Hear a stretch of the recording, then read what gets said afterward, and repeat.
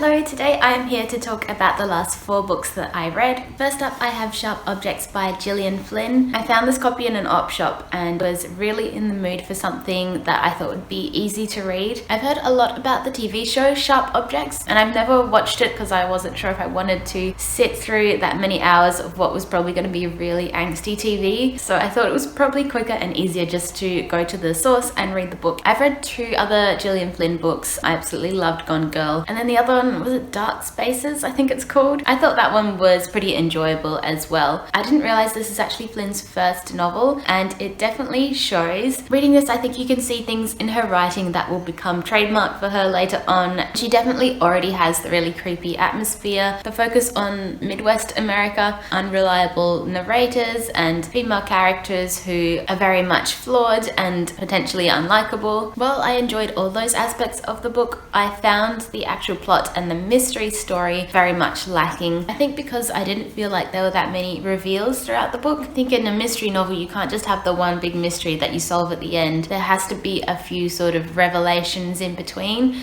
and I didn't feel like this book had those. The amount of time the main character Camille just sort of spends driving between places I felt was a bit unnecessary, and the part where she gets romantically involved with one of the investigators felt very distracting from the main story. I did enjoy the big reveal at the end. I was actually fooled the whole way through by the red herring and thought I was very clever for having worked it all out, and then when the flip happens at the end, that was a pretty good moment. But then again, she left it so late in the book, which did have an impact because you were thinking it was one person for so long, but on the other hand it didn't give any room to explore the consequences of that. So if you're a Gillian Flynn completionist, I would say don't not read this book, but it's definitely not one of her best. Next, I read Becoming Kirrali Lewis by Jane Harrison. I would classify this book as a young adult novel, even though it was actually in the adult section of the library. This is about a girl called Kirrali, just starting university in Melbourne. She is Aboriginal, but she was adopted out to a white family, and at first she has absolutely no interest in finding out about her birth family. She kind of rejects her Aboriginal identity because she doesn't want to feel like people are giving her special treatment, but she meets other Aboriginal students at the university and slowly begins to realize that she actually does want to learn more about her own family and her own culture. As a young adult novel, if it was marketed that way, I think this is hugely successful. I would definitely give this book to teenagers as a really great introduction to learning about the complexities of culture and race. And with so many Aboriginal characters in the book, you get a fantastic spectrum of representation. It's obviously written by an Aboriginal author as well, so I just really enjoyed getting that personal insight. I just really liked the way this book really concisely talks about a whole range of issues in a really accessible way, things that have affected Australians for so long but aren't really talked about as much as they should be, obviously. Next, I read The Brontes Went to Woolworths by Rachel Ferguson. This is a 1930s novel about 3 sisters and their mother. The oldest one wants to be an actress, the middle one, who is a narrator for the most part, works for a newspaper, and the youngest one is still only about 11 years old and has a governess. This book was extremely difficult to get into at first because the family have enormous imaginations and have kind of created these characters out of people that they've seen in their real life, and basically pretend that these characters are talking to them all the time,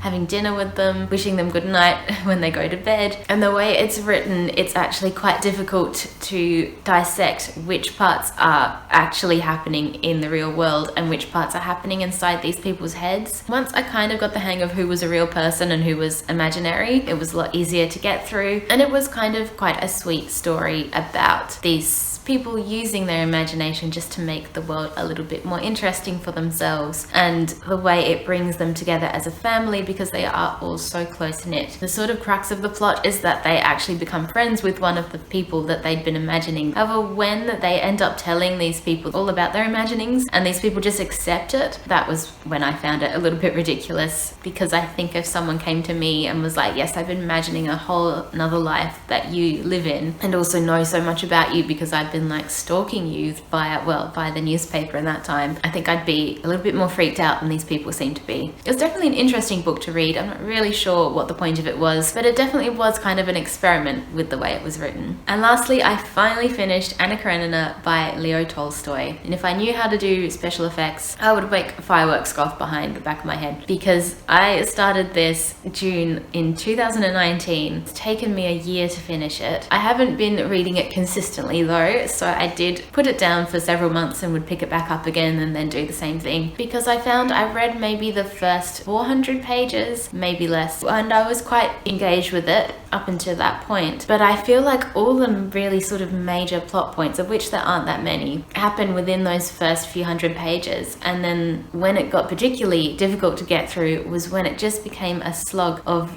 Anna and Levin individually having very long drawn out thoughts about their lives and repeating the same things over and over again, just maybe in different locations. And I felt like this was confirmed when I watched the film. So after I finished this the other day, I watched the film version because I wanted to remember what had happened in the book. Obviously in a 2-hour film, they really had to condense it down to just the action. And it made me realize when I was recognizing each part of the film from the novel that all of those bits that they'd taken out of the book were really from the first half of the book for the most part. For the positives, I would say that Tolstoy is incredible at creating characters, and he creates so many. Most of the random men that kept showing up every few pages are all a blur, but the main characters are so vivid in my mind. There were some parts where I didn't mind the meandering, where he talked about political and social things that were happening at the time. There's a whole discussion some men have about women wanting more rights to work and wanting more education. And of course, Levin's musing about religion is fascinating. To have an agnostic character in a book from the 1800s is a really interesting thing to read about. What I really didn't like is the writing style, which I felt got worse as it went along. But then of course this is a translated copy, so maybe in the original Russian it's incredible, but this version, it was like he'd watched someone go about their day and written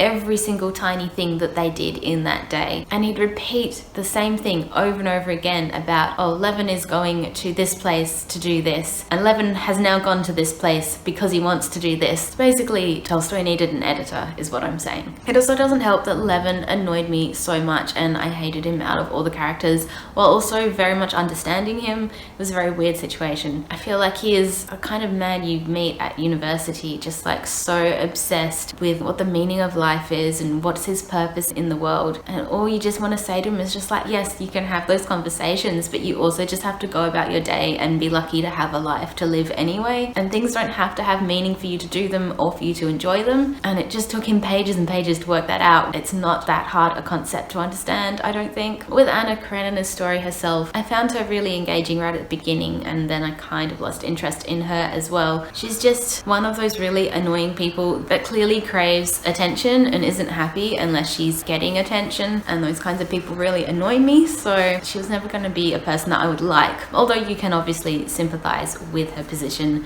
As being a woman back then, you didn't have a lot of choices. So all in all, I would say I'm not unhappy that I read it, because at least I can say that I've read Anna Karenina, but I certainly would not recommend it. And I would recommend, if anyone wants to just know the story, go watch the Keira Knightley film. I think it's a stunning piece of film. It's all set in a theatre, and it's all a little bit abstract, the way the characters are kind of walking around either the stage of the theatre or the wings of the theatre. It's a strange choice to make, I think, with a period adaptation, but somehow it really works with this story especially. So if you've read any of those books, let me know in the comments. I will see you soon in another video. Bye!